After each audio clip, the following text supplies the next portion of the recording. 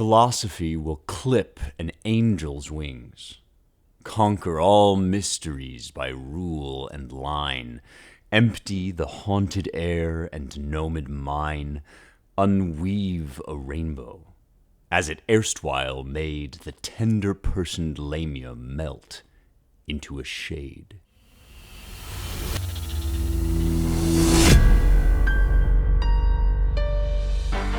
Okay, it's time to talk about some poetry. You guys, we've been doing one of my favorite series that maybe I've ever done on this show. The Young Heretics has been going on now for, like 4 years.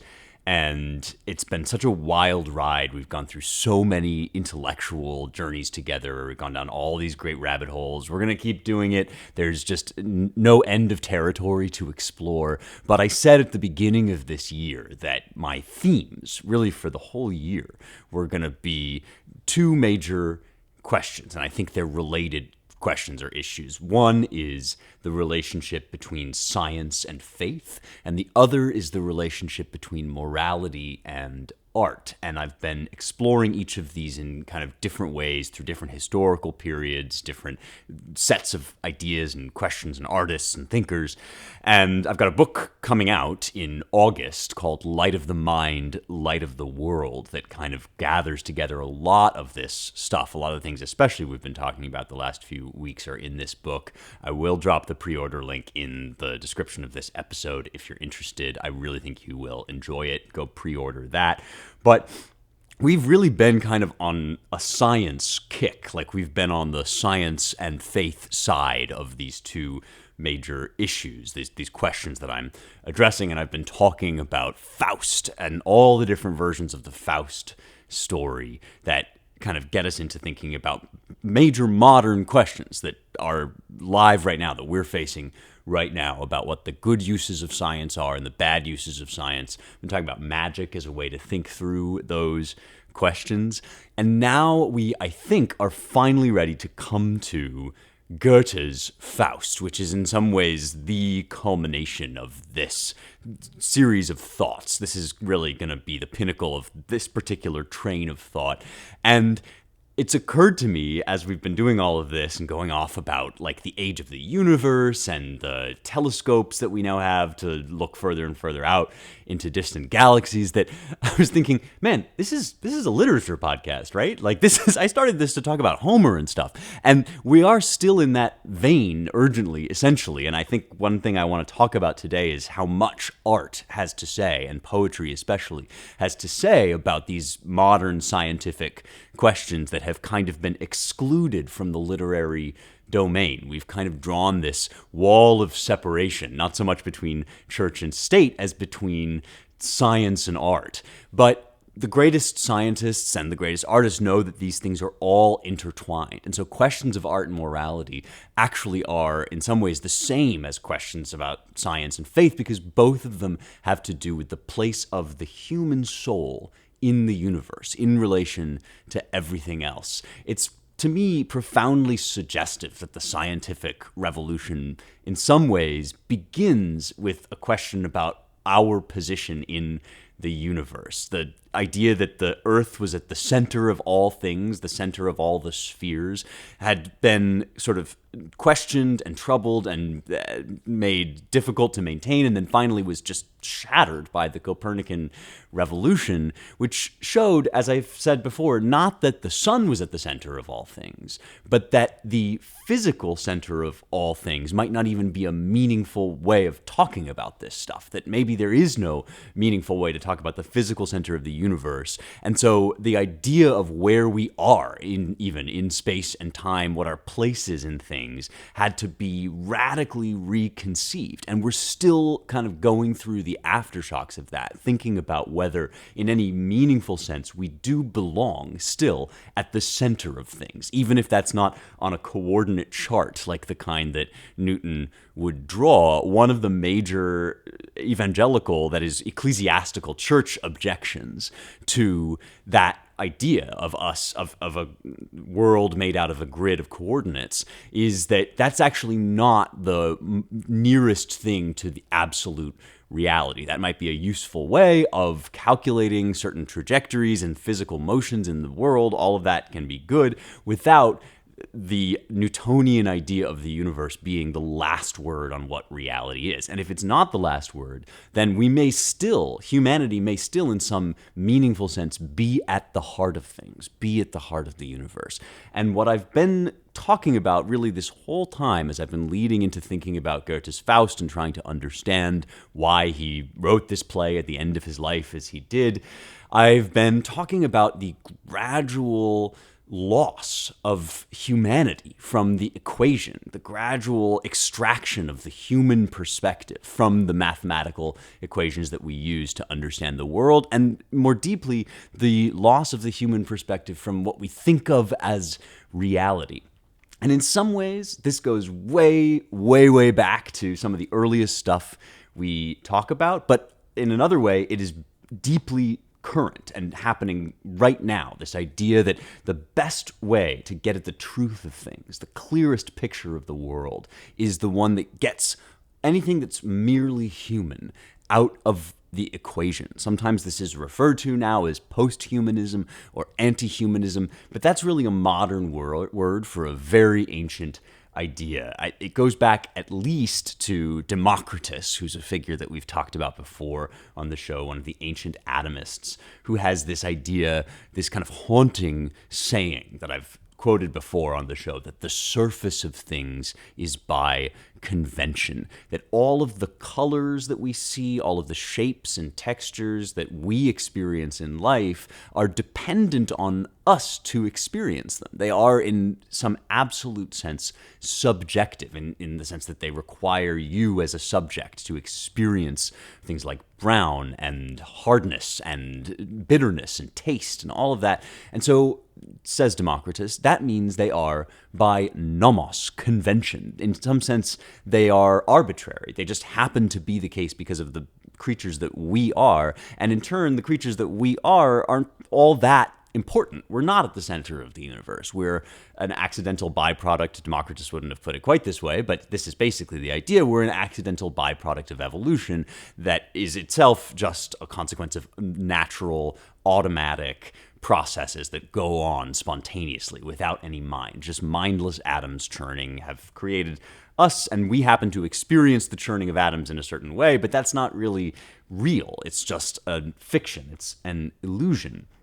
And during the scientific revolution, beginning with Galileo, in fact, this idea started to gain in power and prominence. Because for most of the ancient world, most of ancient history, the Democritean way of looking at things was not the most obvious or exciting way of looking at the world, because it didn't really stack up. For one thing, if atoms just cause us to feel sort of colors, to see colors, or to taste flavors, or to see texture, feel texture, and all of that, then what do we say about the atoms? Do the atoms have texture that make us feel texture? Do they have shapes that make us taste bitterness? And if they have those qualities, then why are those qualities real and our experiences of other qualities aren't real? So there was a kind of incoherence in it that I think still remains.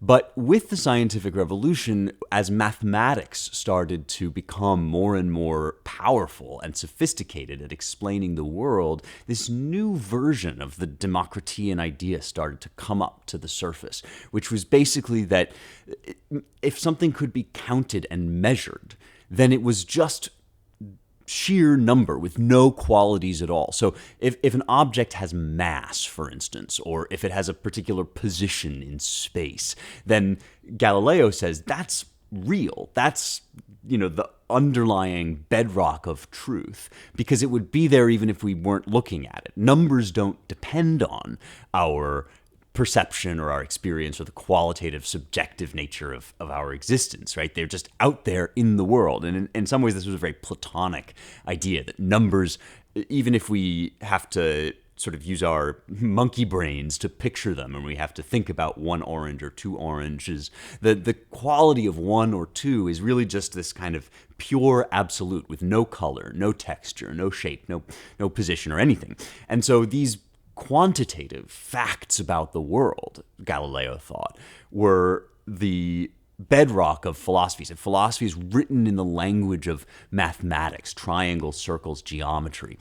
And then everything else, he writes in the Essayer, which is one of his famous pieces of work from 1632, everything else is mere names. So smell, touch, taste, all of the stuff that Democritus said was convention. Galileo's version of this was to say it's all just names. If we turned our backs, if we stopped existing, those qualities, those human experiences of the world would also stop existing. They would vanish and evaporate. And the world itself would remain, because the world is defined as this object, this mathematical machine with certain properties that we can grasp with pure mind. And again, in this Platonic way, with our pure minds, we can grasp the absolute principles of the world, which are all about numbers. And then in our hearts and our souls and all of that, we have this sort of squishy experience of life, but that depends on us. And therefore it's less than, therefore it's subjective, therefore it's sort of whatever.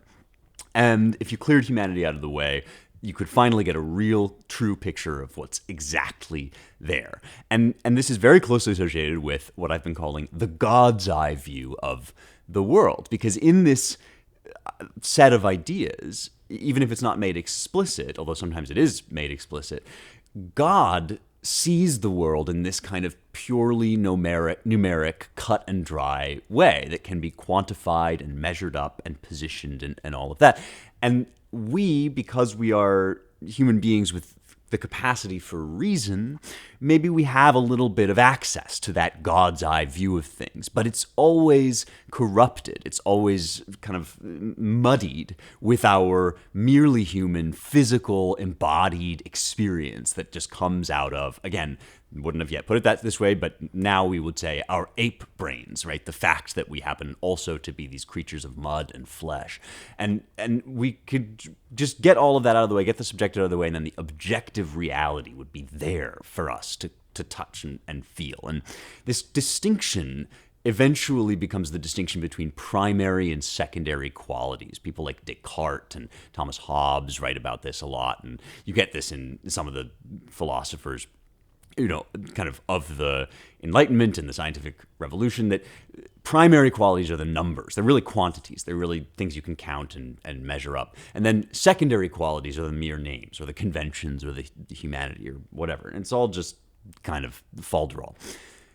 Now, here's the problem with this, okay? Because it's obvious why this works, right? I mean, numbers are definite in a way that human experiences are more squishy. They're more difficult to hold and to nail down. And you can very minutely and precisely agree together on 2 + 2 = 4. If you lay down a system of counting, then anyone anywhere in the world will sort of immediately see the obvious self-evidence of this numerical truth. And this is actually true if you go out and discover like far-flung tribes. Obviously they wouldn't have the same words as we do for numbers and math, but they can recognize with us this sort of universal mathematical reality. And it describes the material world. That is, it predicts our sensations and what we're going to see and experience in the world with great accuracy. And it creates all this technology and yada yada. The subjective world is not as precise as that. Doesn't mean it's not real, and it doesn't mean we can't communicate to one another about it, but we all know that there are matters of dispute and taste and disagreement that you can't quite have in mathematics. And so we feel a natural kind of attraction to this idea that numbers are real because they are definite.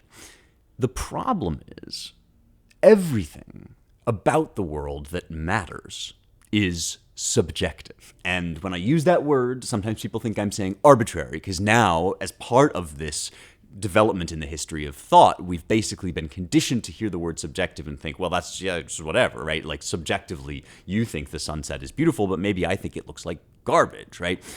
But in the real world, in actual life, when you talk to your fellow man and when we compare our experiences against one another, subjective experiences actually aren't arbitrary in that way. There isn't really such an enormous range of ways that we can experience the subjective world, the subjectivity of things like beauty, for instance. I mean, we can try to pretend that, yeah, obese is beautiful and beauty standards have changed. So if I want to, like, disfigure myself and get 10 piercings, that's beautiful too. But of course, there's only so much range of taste that can be admitted here.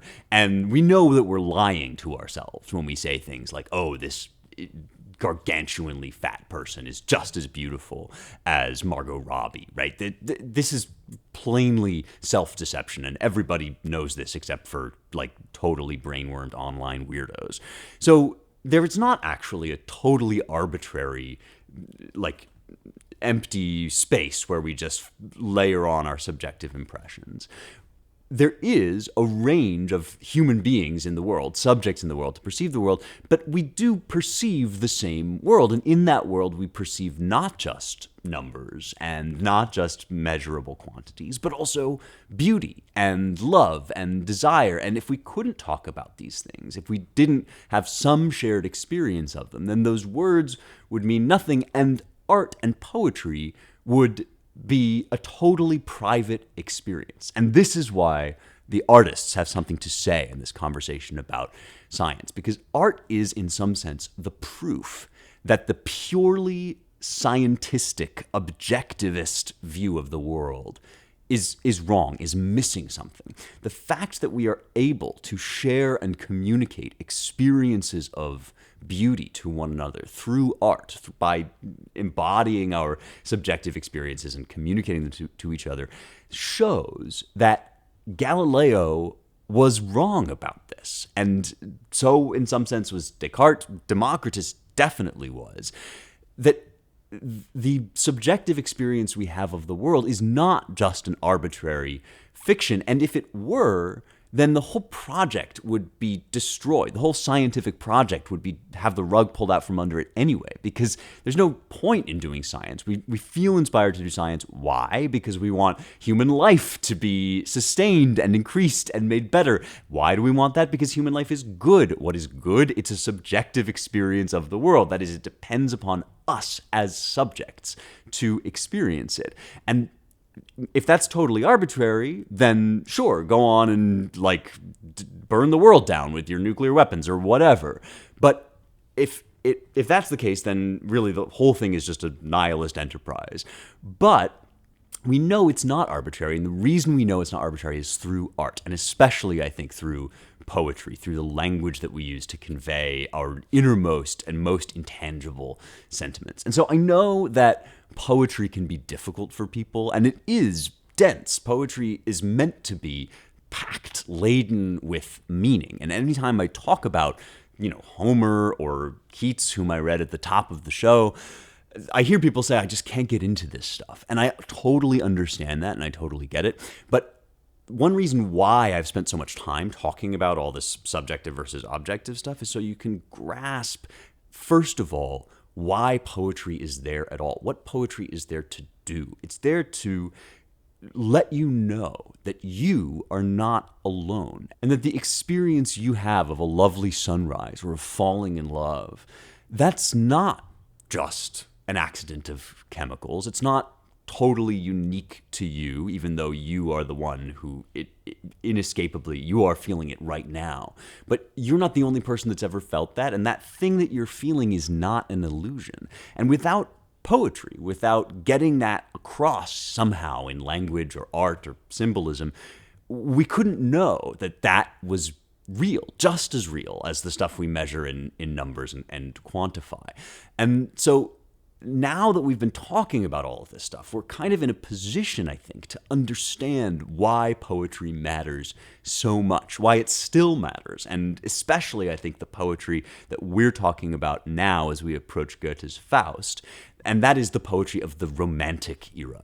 Capital R, Romantic. I've mentioned this before. It is a distinct period in art, and German Romanticism, which is what Goethe is very much a part of. In fact, he in some ways defines German Romanticism.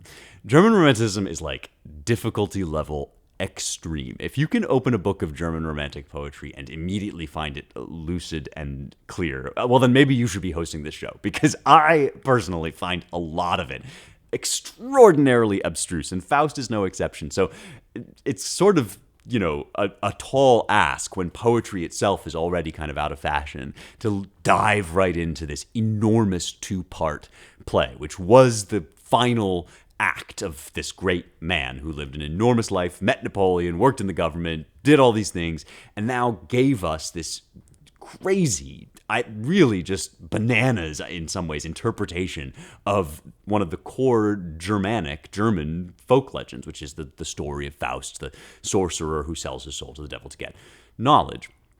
And Goethe, as I said last week, totally reinterprets this story and ends up, in fact, saving Faust's soul.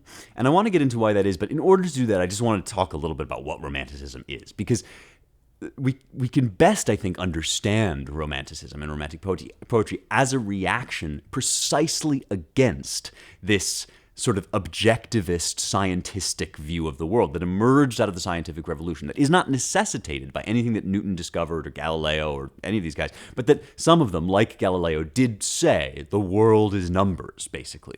And there were philosophical objections to this that kind of got raised but not totally incorporated. Like I've mentioned before, that Berkeley and Hume and Kant, all in different ways, were pointing out that there is no way to extract humanity out of the equation, because you are a human and you are the person writing the equation. And so even if you've created something that anybody could see is true, like a mathematical theorem that everybody will agree on, even the categories of mathematics, this was Kant's big point, are embedded with the human way of looking at the world. And, Berkeley was sort of an extreme version of this, but Hume also, as I said, raised some objections. They got totally, I won't say ignored, because these are major figures in the history of philosophy, but in this capacity, the power of mathematics was simply too great. And guys like Laplace, who were just totally on the train of get humanity out of the picture, right? Laplace's demon, remember, was the mind that could just look at the world as a collection of particles and understand it perfectly. That train was rolling too fast for people really to stop and think, well, does this actually quite make sense? I don't know. I mean, this is why I sort of talk about these guys like Berkeley and Hume. They always sound to me like these lone Poindexters raising a few objections, but I just it didn't quite wash at the time, even though these guys remain important and relevant. And actually, I think now we are sort of recovering, understanding that they were right about a lot of this stuff. So there were philosophical objections to the sort of objectivist picture of the world. But there were also poetic objections. And hopefully, now that I've been talking about this, you can see why that is. That because the poets were the ones who knew that it's not arbitrary when you have a experience of a beautiful or sublime waterfall. And it was during this time that things like the experience of the sublime, the sensibility of love, the ways that we experience the world start to come to the center of the poetic enterprise, because there is this enormous, unprecedented challenge, which is still the challenge that we are dealing with, this challenge to the human experience and to the human position in the universe. And it was the Romantics who said, even if you can show, and go on and show, they were happy for people to go on and show that the Earth revolves around the sun rather than the other way around. Even if you can show that, that doesn't touch man's position at the center of the universe, because that would be a category error. That would be misunderstanding what it means in Genesis and from there on out that mankind is at the center of the universe. It's not because of our address. It's not a GPS location. Center of the universe is not a coordinate that you can put into your iPhone and get it on Apple Maps. It's a spiritual, philosophical absolute. It's a metaphysical state of man that he is at the center of the universe. And what it means, the meaning of this teaching, is that it is we who draw even mathematical meaning out of the universe. And we do that because we're in the image of God, and we do that because our subjective experience of the world is irreducible, can't be waved away, can't be extracted out. It's always there. In fact, it's a primary ingredient of reality. And so this is one thing that the Romantics were keen to insist upon over and against this sort of objectivist scientistic revolution. And so before we get into Faust, which we're going to start reading today, I want to read a little bit of Coleridge, because Coleridge was really, in England, he was the guy that kind of got this in a deep and profound sense. And I read to you earlier Keats, who is in some ways the greatest poet of the Romantics, but, of course, that's like a huge prize to take from among many giants, Wordsworth, Keats, Shelley, Byron. But Coleridge was the philosopher who sort of understood exactly what was going on here.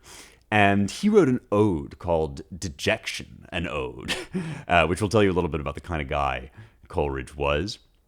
And this is 1802, so we're kind of moving now a little bit further forward in time, but now around the contemporary periods when Goethe was living as well. Remember that Coleridge and Wordsworth and the Romantics and Goethe all lived through the French Revolution, so we're on now into the 18th and 19th centuries. And in Dejection, what Coleridge is saying is that through his experience of being down in the dumps, essentially, through an experience of despair, the whole world starts to look bleak. And it's kind of, it's like a modern continuation of the moment in Hamlet, when Hamlet is sort of either mad or pretending to be mad, but he's in a bad way. And Hamlet says, what a piece of work is man, right? Mankind is this amazing paragon, the wonder of the world and so forth. But to me, what is this quintessence of dust? And the world just looks like a fume of vapors and so on and so forth. That monologue is about this. It's sort of the first time, really, that anybody had occasion to discover this idea that mankind is at the center of the world as experienced, that man's dejection or joy or sorrows or whatever gives color and form and shape to the world, and in some sense helps to create the world. So Democritus was exactly wrong. It's our experience of the world that makes it most real. And in Dejection, here's what Coleridge writes, kind of carrying this idea forward. He says, "My genial spirits fail, and what can these avail to lift the smothering weight from off my breast?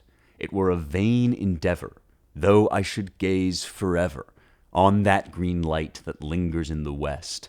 I may not hope from outward forms to win the passion and the life whose fountains are within." The key to that stanza is those last two lines. I may not hope from outward forms, that is the things that I can see and touch, these material, sensory, aesthetic, physical properties of the world. I can't draw from that this inward life that gives life to all things. And the fountain of life has to come in some sense from the soul, and the soul gets its life from God.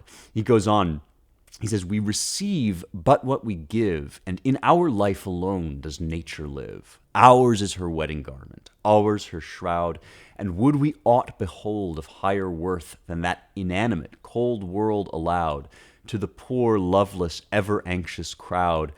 Ah, from the soul itself must issue forth a light, a glory, a fair luminous cloud enveloping the earth, and from the soul itself there must be sent a sweet and potent voice of its own birth." I mean, I get a lot of questions about how to read poetry, and a lot of people saying that poetry just doesn't do it for them, and I totally get that. I think over the years, I've learned three things about how to start reading poetry, and the first is kind of the hardest, because in order to understand what Coleridge is doing here, you do kind of have to understand some of the stuff we've been talking about, the context, where he was coming from, what was going on in the world that he cared so much about this stuff. And to do that, you do kind of have to just read widely and get a good edition and all of that. Or you could listen to this show, so step one is listen to Young Heretics, right? Because this is where we can talk about the background and the context and the reason. But then there's the immediacy of the poetry itself, and for that, my two pieces of advice are read aloud and read with friends. Because when you start to hear what he's doing, you realize that it's not just the sort of cut and dry literal meaning of the words. It's the whole force of the words upon you that communicates this idea, which I think it kind of comes from this line: ours is nature's wedding garment, ours her shroud. That we are the ones who finally bestow upon nature her final form, if you like. That it's true that there are these qualities or properties that nature has outside of us. We can't quite nail them down or describe them because we are always the ones experiencing them. But even if we could somehow shave away all of our humanness and just get to Laplace and this perfect experience of the world, even if we could do that, Coleridge is saying that wouldn't be the universe in its fullest sense. That wouldn't be nature, because we are the ones who make nature most real, because we are God's image in the world and because we clothe nature with the soul and with human experience. And now science itself is showing, and this is why I think it's a perfect moment for us to be recovering all of this, science itself is showing that this is true even at the level of data and numbers, even at the level of microscopic particles, which were supposed to be the purest, irreducible grains of perfect existence. The atom, or the quark, or whatever microscopic particle you want to name, was supposed to be the bedrock of Galileo's objective universe. And then right at the moment that we captured it, when it was, when Rutherford and all these guys were finding it out, suddenly it turned out that this wasn't just a purely numerical object, but was in fact actually in some profound and mysterious way intimately connected with a human mind observing it. And this is what Coleridge already knew, what the poets of the Romantic era, in some sense, already knew. And so now I think we're ready at least to approach Goethe's Faust. This is one of these books. I mean, it's two books, really, Faust 1 and Faust 2.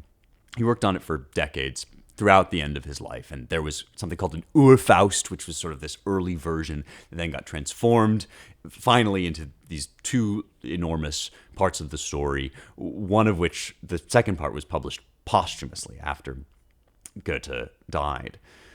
And as I said, he really reworks the story of Faust, which in its kind of classical sense is about hubris. It's about the bad version of magic, the bad version of science. I've talked now at such length about that part of this whole equation that I don't feel the need to really retread that ground. But what's fascinating about Goethe, who was himself a scientist and was interested in science and cared about and loved the knowledge that science could give, is that Goethe approached Faust not from a place of suspicion about scientists or techno-skepticism or whatever you would call it now, but from a longing, a tragic longing to save science from itself. And he desperately hoped to find a way that the human pursuit of knowledge could be sanctified and drawn up into a larger picture of what we've always been doing from the beginning, from Genesis 1, which is to bring the world into existence, to grant nature her wedding garment and her shroud, as Coleridge writes, and to draw all things up into the center of the world, of the universe, which is us, and which in Christ is a deified humanity. And that's what Goethe is trying to do in this poem, in this play. And that's why it's so enormous and why there are so many different parts, and we couldn't hope to cover the entirety of the thing here. But I just want to draw out a few select scenes today, and I think probably next week too we'll keep talking about Goethe's Faust, because you can kind of crack this thing open and there's lots of beautiful poetry and you'll get a lot of stuff, but all German Romanticism, almost, and certainly this work of German Romanticism, is highly, highly allegorical. And unless you have some background, unless you've been listening to Young Heretics, right, you won't necessarily, you'll be like, huh? Like, it'll be like you're sort of going along, you're telling the story of Faust, and then suddenly it's like, and then 5 turtles. The turtles, then they came dancing around in a circle, and suddenly Minerva was there, and the owl of Minerva flies at. I mean, I'm being sarcastic, but only a little bit. Like, it really is kind of like this. All of that having been said, the opening of Faust is actually really cool and pretty easy to get what he's on about, and it will help us to make our way in. So I'm going to start with part 1 at the opening. And it begins in a way that no other Faust story that I know of begins, and that is with a council in heaven. And it's effectively the council in heaven that begins the book of Job. Now, we've talked about the book of Job on the show before. It's one of the most famous books of the Bible, so maybe you already know about it, but you will perhaps recall that before Job is made to suffer trials, terrible trials, there is a council in heaven, and Hasatan, Satan, the accuser, stands up in the council of the gods, that is, of the angels or the supernatural entities, and speaks with God, and God allows Satan to test Job. He says, "Hast thou considered my servant Job?" And so there's kind of a wager on in heaven over whether Job is going to remain faithful to God even once he's lost all of the material benefits, all of the material gifts that serving God gives him. Because naturally, when you serve God, it tends to go well for you because God is virtue and excellence and all these things conduce to, generally the world is so constructed that all things being equal, God willing and the creek don't rise, things go well as you pursue virtue and your life gets better and you become more fully alive. But also, we know that the world is unjust and unfair and broken by sin, and so Job is about that. It's about, if you took away all of the gifts and the blessings that you get from following God, would Job still love God? Sort of similar to the question that Plato asked in the Republic, right? If justice didn't come with all of this good stuff, would it still be right to be just? And Goethe recreates that scene in heaven, but this time it's about science and it's about material knowledge. And can this man, Faust, who is in his study, poring over obscure things, studying and measuring up weird mixtures and trying to figure out what the sciences of man can show, will he be saved or damned? And here's how the exchange goes. Remember that Mephistopheles is the name of the demon here that ends up tempting Faust. So Mephistopheles says, "Since thou, O Lord, approachest us once more, and how it fares with us to ask art fain, since thou hast kindly welcomed me of yore, thou seest me also now among thy train.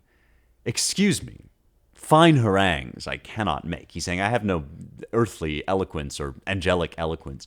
Though all the circle look on me with scorn, my pathos soon thy laughter would awake. So Mephistopheles is kind of this jokester figure to God in an interesting way.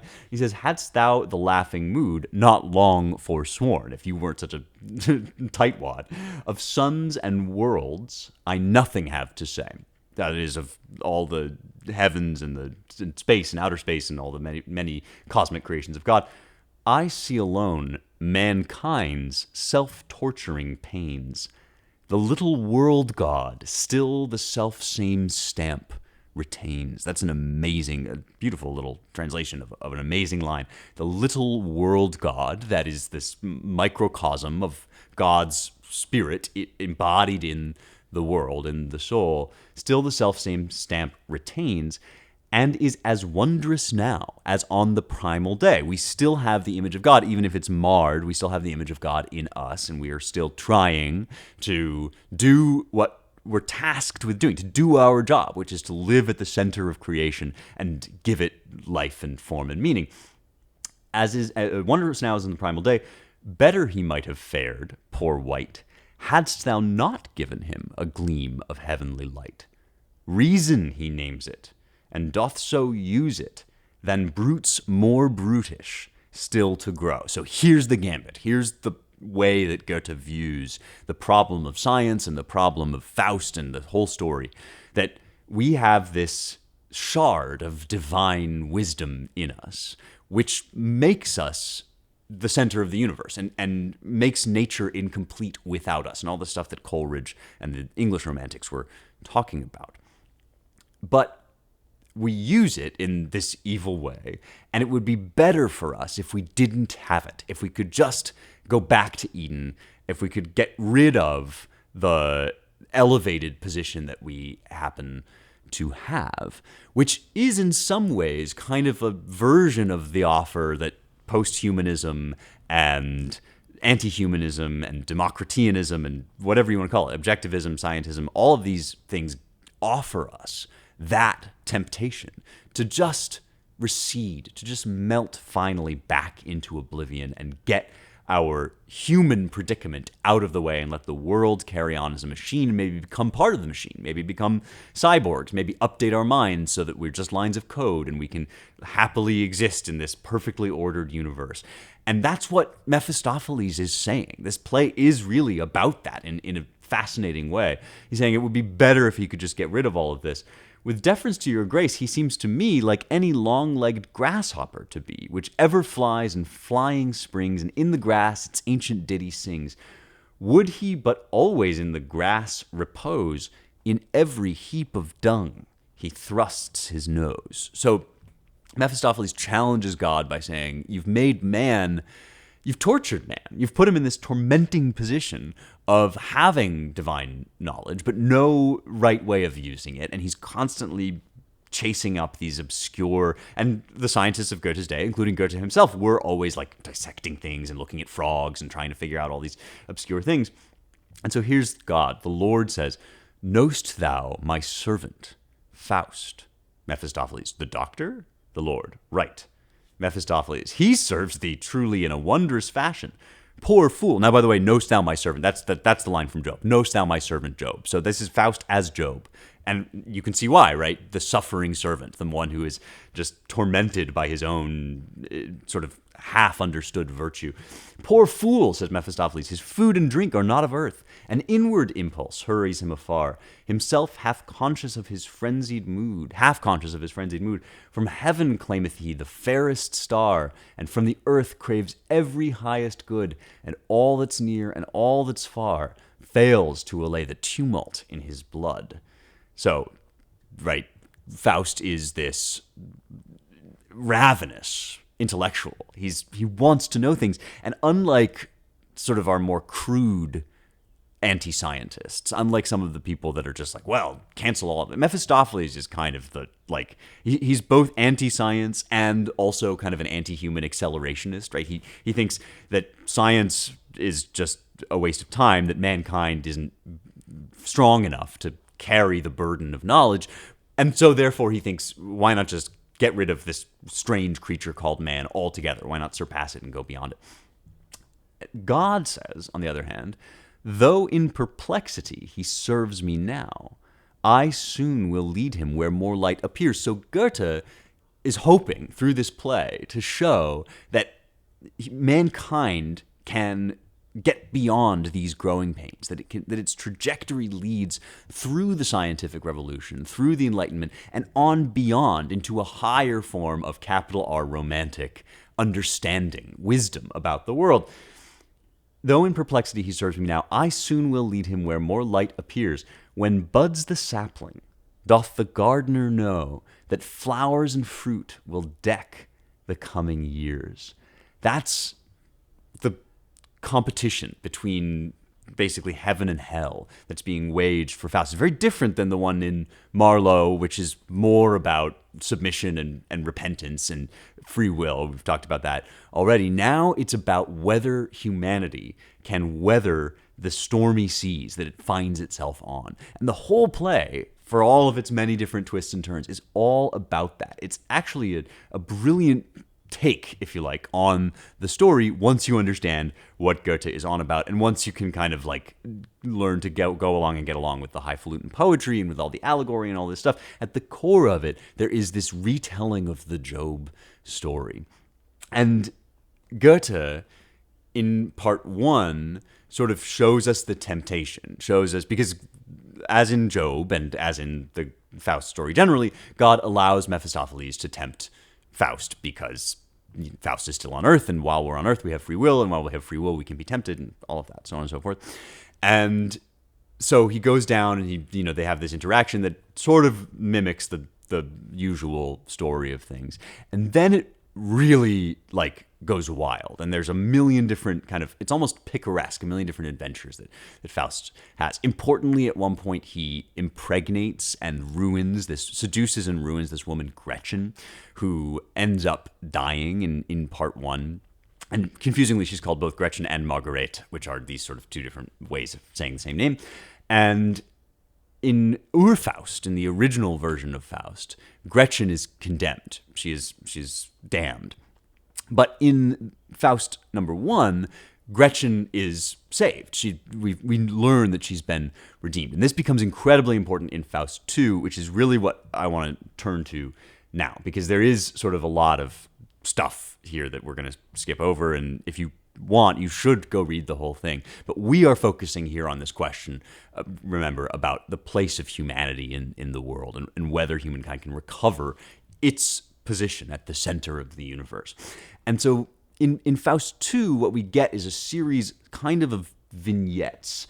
And, Gretchen is sort of forgotten and left behind. Helen of Troy becomes his lover, and he lives with her for a while. And this is also, again, part of the old legend. But there are also these pictures of science kind of straining beyond its boundaries and run amok in all sorts of ways, but always with this sort of fluttering, like a trapped butterfly, always with Faust's desire to know, the noble desire to know, kind of fluttering against the contortions and the distractions that Mephistopheles imposes.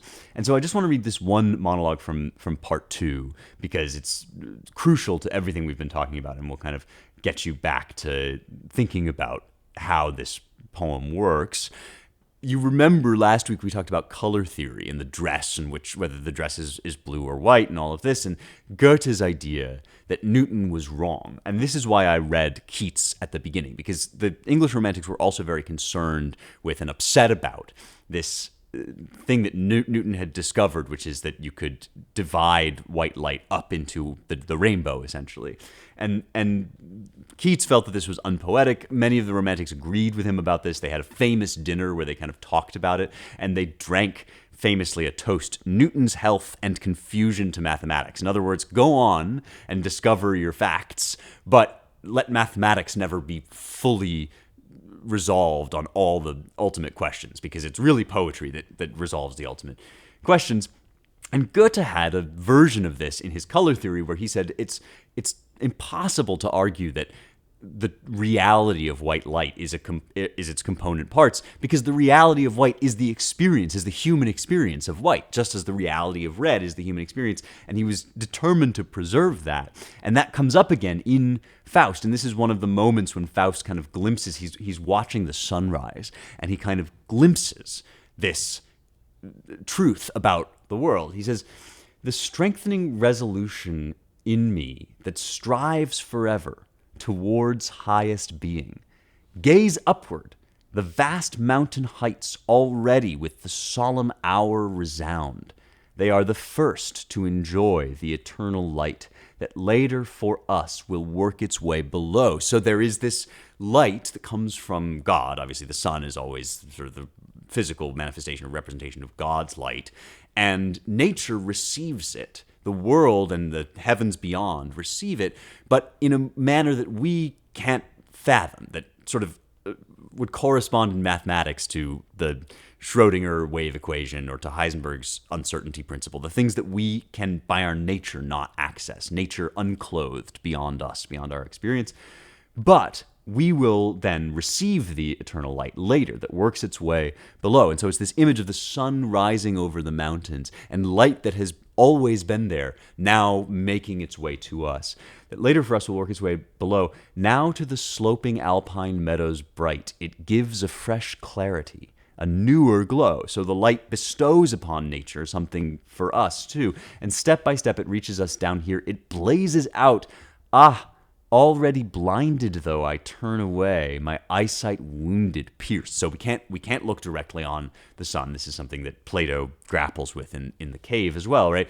So it is when to the thing we yearn for, the highest wish so intimately rehearsed, we find fulfillment opening wide the door, and then from eternal space there breaks a flood of flame we stand amazed before.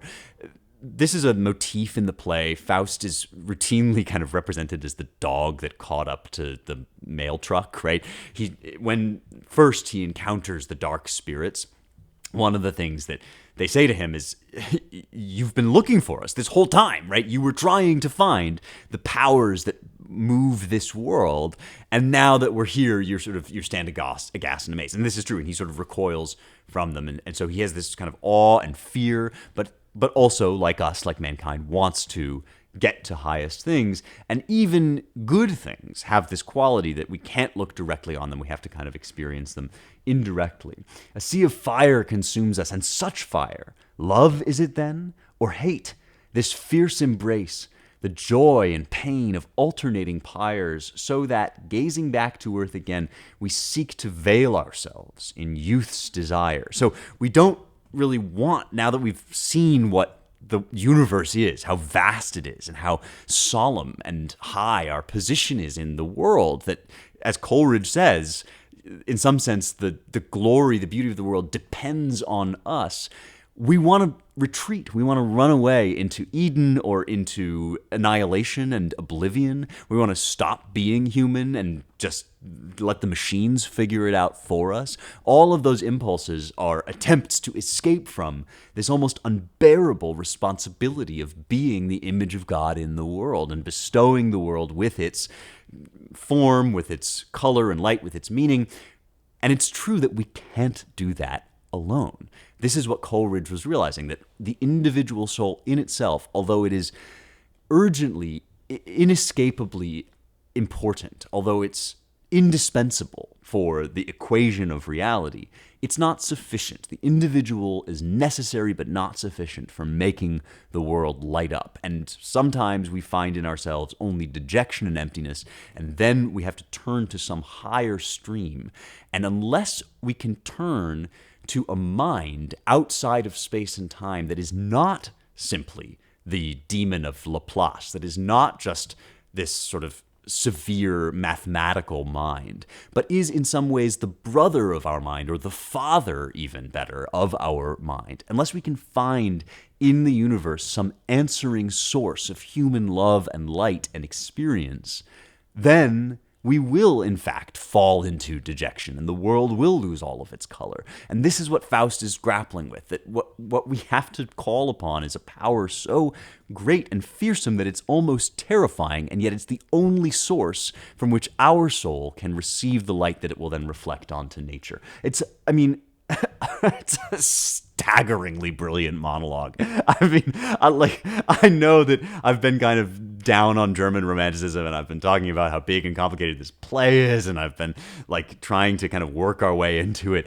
gradually. But when you get to it, it's like it lights your hair on fire, man. I mean, this play and this piece of it, especially when Faust is watching the sunrise, it's almost in itself too much to bear. Like the light kind of breaks in on you, and your eyes light up, and your hair catches on fire. I'm sorry, I'm kind of losing it here a little bit. Let's finish the monologue. Let the sun shine on behind me then. The waterfall that splits the cliff's broad edge, I gaze at with a growing pleasure, when 1,000 torrents plunge from ledge to ledge, and still 1,000 more pour down that stair, spraying the bright foam skywards from their beds. And in lone splendor, through the tumult there, the rainbow's arch of color, bending brightly, is clearly marked, and then dissolved in air. Around it the cool showers falling lightly. There the efforts of mankind they mirror. Reflect on it. You'll understand precisely. We live our life amongst refracted color. Man, it's enough to chew on for your whole life. So the rainbow, right, is this desperately important symbol for the Romantics. And it's important precisely because of Newton, right? Because they all agreed that science had sort of unwoven the rainbow in this unsatisfactory way. And for Goethe, there was an answer to this. It was because Newton's idea about what light is, or at least the idea of the overzealous interpreters of Newton about what light is, was inherently incoherent and hostile to humanity. It was anti-human to say that light is simply an angle of refraction, or now is simply a wavelength, right? That's denying the fact that what light first and foremost is an experience of of the human mind, of the human soul. And if it's not that, then all of our measurements are illegitimate and invalid, because if our measurements come from our observations, and if our observations are just illusion, then why should our science work any more than our poetry does? And so one of the things that Goethe and the Romantics are insisting on is you think that you can just charge forth into science without poetry, without art, without morality. But we say that science and art must stand or fall together. And therefore the rainbow becomes the site, the center of the most important question of the day, and I would argue still of ours. Is there such a thing as a rainbow? Because a scientist of the purest kind of hyper-Newtonian mind would tell you what we mean when we say rainbow is really an illusion. There is no colorful arc across the sky. There's just the light of the sun hitting the moisture in the air, and if you, a human, happen to be standing from a position in space, you will see this thing, and that is predicted by what's really going on, which is just angles of refraction and wavelengths of light. And the Romantics, and Goethe especially, saying, no, the rainbow's arch of color bending brightly is clearly marked. He's saying we live our life amongst refracted color, that color and its refraction into our soul is the reality, is all of reality as humanity experiences it. And either that is somehow essential reality, full reality, nature wearing her wedding garment, or it's nothing, and everything is just emptiness and despair. And that is the position that Goethe gets Faust into, because he saw with this enormous vision what would be the problem of really every generation after. Because this is the last thing I want to leave you with, and we'll pick back up with Faust next week, is that we are still living through exactly this problem. I've talked at the beginning about Galileo and Laplace and all of these guys, Democritus, right? This ancient idea that if you could just clear humanity away, then you would get reality. But that idea has not gone away. It's not gone anywhere. I've been referring to the idea that we're just monkey brains or whatever. That is literally something that people now say. If you read, for example, Future Superhuman by Elise Bohan, who's one of the big transhuman or post-human theorists, she says the world is not set up for ape-brained meat sacks anymore. And if you listen now, you will hear this everywhere. Brian Johnson, the guy that I guess uses infusions of his son's blood to try to stay young or whatever, that was what he got famous for. But he's one of these youth maximalists who's trying to extend his life as long as possible. He talks about Generation Zero, and he's given an interview where he says, we're divorcing ourselves from every human preconception. And this desire to cleanse the world of the human is what is operative in much of our worst magic, our worst scientism is motivated by this, and it is also part of a lot of modern political movements. There was a story in the New York Times, 2022, this guy Les Knight talks about the Voluntary Human Extinction Movement, in which he says, look what we've done to the world and to the planet. Look how we've destroyed the forests and the environment and all that. We're not a good species, and we need to get out. And of course, it is true that we should take care of the planet. It's true that we should be stewards of the world. But why is it true? Why does it matter? Because we were placed here in the center of the universe for that purpose. And if we simply nope out, if we just abscond and abdicate from our position, then there will be no beauty of the highest kind. None of this stuff that we imagine, the glittering world of pure mathematics, none of it will matter without a human perception there to experience it. So you make a cyborg that can live forever. So you make a robot that talks like a human. Who gives a rat's? Who cares? Nobody, unless the human perspective is there to give light to the world. This is why my book is called Light of the Mind, Light of the World. This is why you should pre-order it. I'm really not trying to plug it. I just think you guys are really going to like it. August 13th it comes out.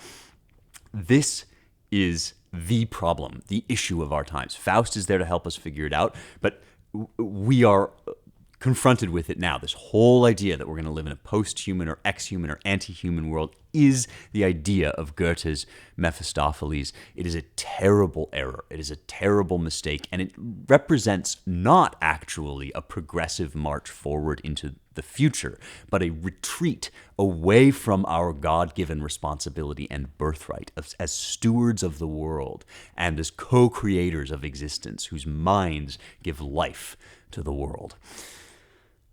That's all we have time for this week. There's obviously a lot more to say. We're going to get into Faust again next week.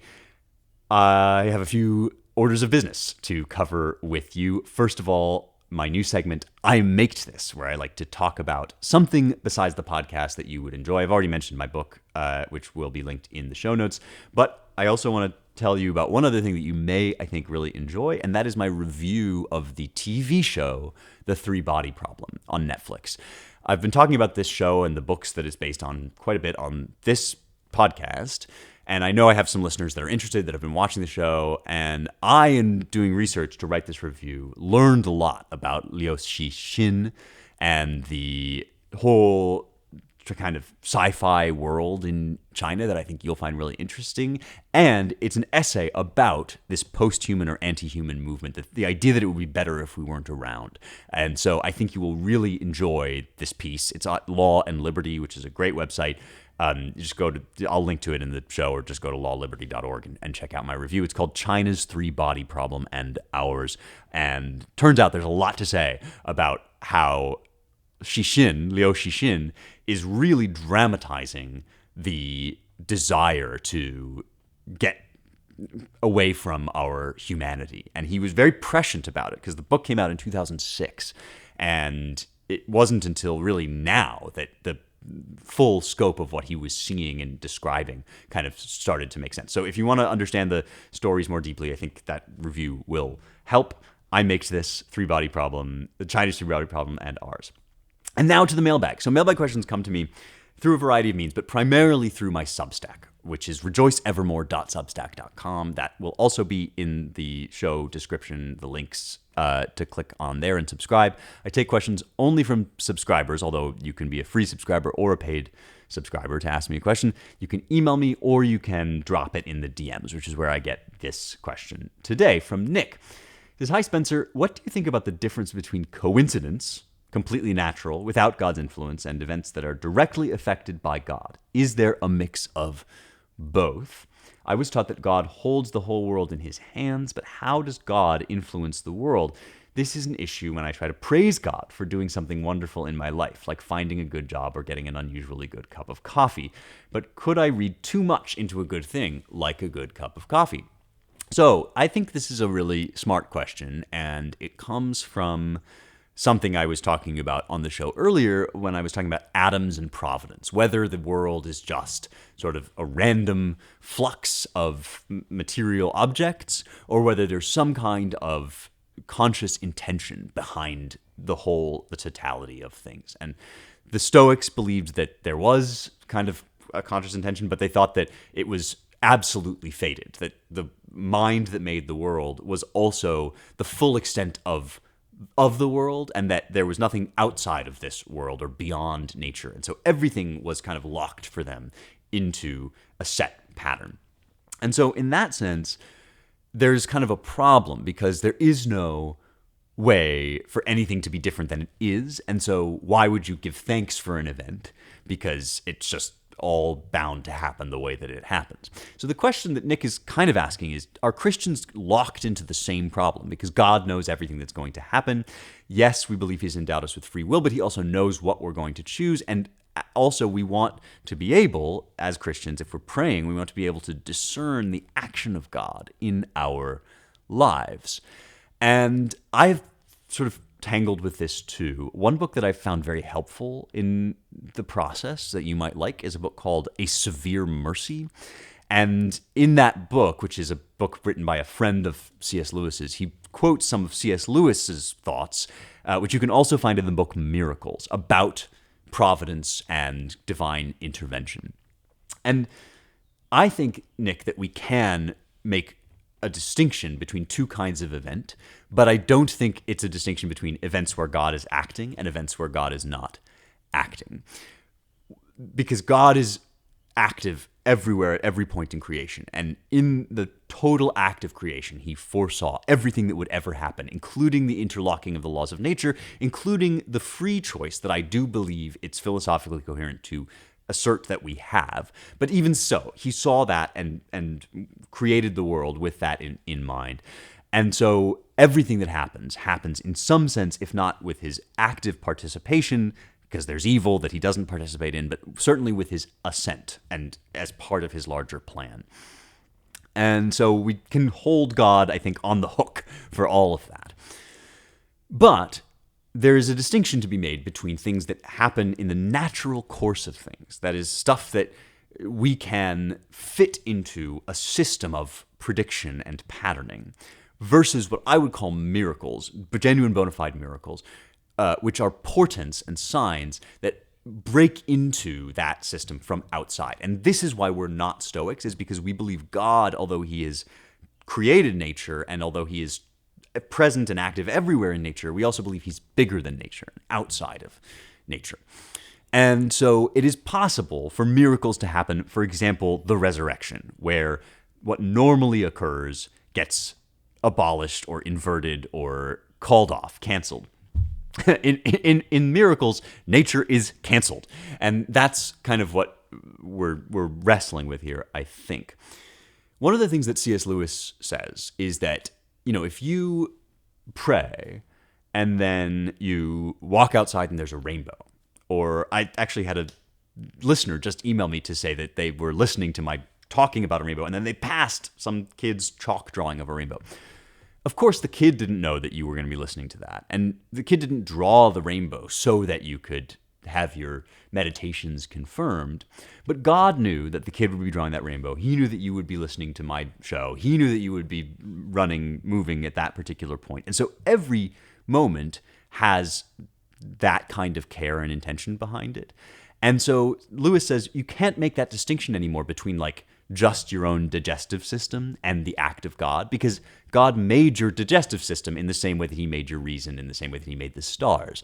And so the other thing that God knows is that something, this or that, might strike you as particularly significant. So it's not as if he didn't expect for you to see the rainbow and think, I wonder what that's about, right? That experience, too, is also part of God's intention.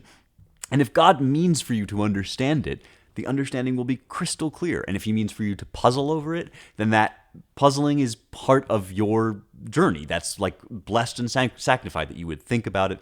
Often, if not always, the meaning only becomes clear in retrospect, because I don't think God wants us to be able to predict the future.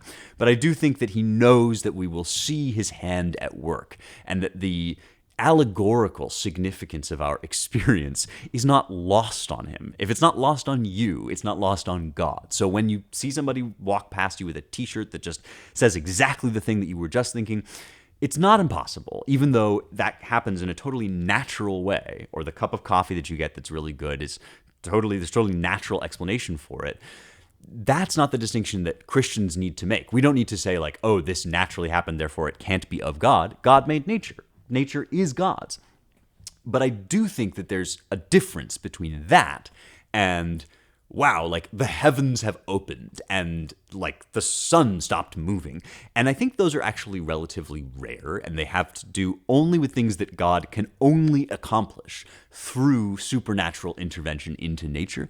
And there's a lot that God can do, just if you think about what we've just been saying about how his creation works and how your mind gives meaning to even natural events, and God knows that and can use that and can plan that from the creation of the world.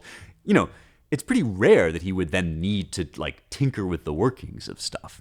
So it's totally possible that you could live your whole life without ever seeing a genuine miracle of that kind. And we make a mistake if we wait for those kinds of miracles in order to believe that God is active in the world. So we'll see an event and we think, but that's going to be naturally explained. And so then we think, and so God is not trying to communicate with me through that. But that's not how that works at all. Most of the time when God is communicating, he's using the allegorical significance of things that are happening in nature, because he made nature and he made you and he made your mind, and your mind can read things allegorically. And if you can figure that out, so can he. So that's, I think, how things mostly go. Now, it's a process of discernment and prayer and fear and trembling to rightly discern what the meaning of these things are. And you have to, be reading scripture and be thinking and be consulting and talking. But I do believe that God communicates with us in that way. I also think he does miracles, but I don't think that you need to wait for a miracle before you are in a conversation with God, before your life has meaning. And I don't even think that miracles are particularly frequent. You might never experience one yourself, but they still, I think, happen and did happen, for example, in the resurrection. And just one last thought that I'll leave you with on this, as an example of this. When the eclipse happened, everybody was well, not everybody. A lot of people were like, oh, is this a sign from God? Is this some sort of divine miracle or whatever?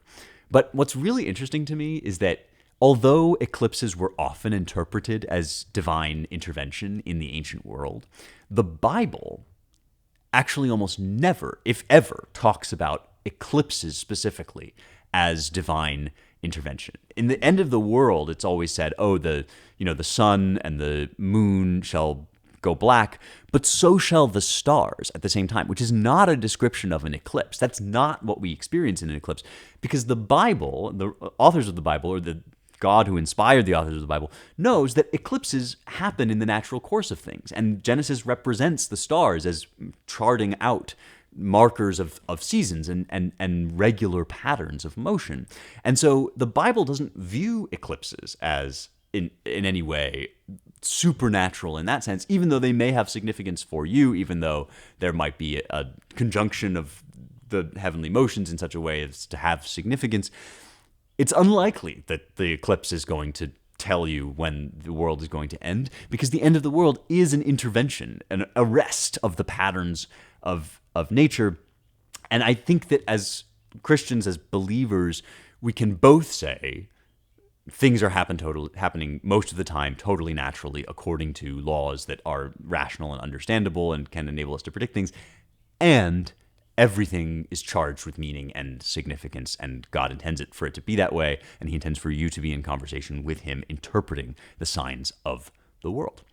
Hope that helps.